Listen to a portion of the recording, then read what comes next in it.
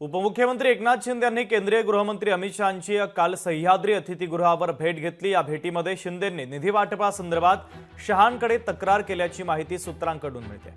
कोणत्याच फाईलवर सही केली जात नसल्याची चर्चा सध्या रंगते आणि त्यावरून उपमुख्यमंत्री अजित पवार नाराज असल्याची चर्चा राजकीय वर्तुळामध्ये सुरू आहे। आज सकाळी चैत्यभूमीवर डॉक्टर बाबासाहेब आंबेडकर यांना अभिवादन करण्यासाठी राज्यपाल, मुख्यमंत्री आणि दोन्ही उपमुख्यमंत्री दाखल झाले होते।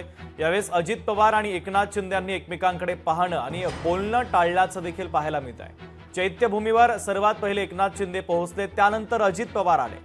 मात्र बराच वेळ दोघांनी एकमेकांकडे पाहिलं सुद्धा नाही आणि बोलले नाही। त्यानंतर मुख्यमंत्री देवेंद्र फडणवीस चैत्यभूमीवर दाखल झाले। यावेळेस फडणवीस आणि शिंदे शेजारी शेजारी उभे होते, तर तेथून थोड्या अंतरावर अजित पवार उभे असल्याचं पाहायला मिळालं।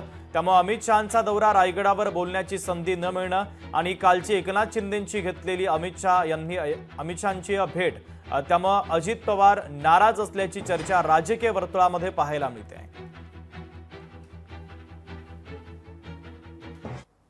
नाही, मला याबद्दल काही माहिती नाही। मला वाटतं कोणी भाषण दिल्याने मोठं होत नाही, भाषण नाही दिल्याने काही मोठं होत नाही, त्यातून काही नाराजी व्यक्त होत नाही।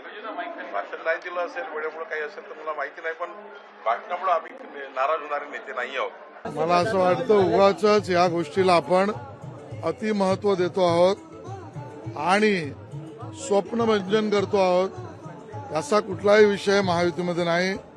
तुम्ही मंचावर जाणं बघितलं, मंचाखाली मुख्यमंत्री महोदय आणि राज्यपाल येईपर्यंत शिंदे साहेब, अजितदादा पवार, आम्ही सगळे मंत्री गप्पा मारत होतो की तेही फुटेज काढा।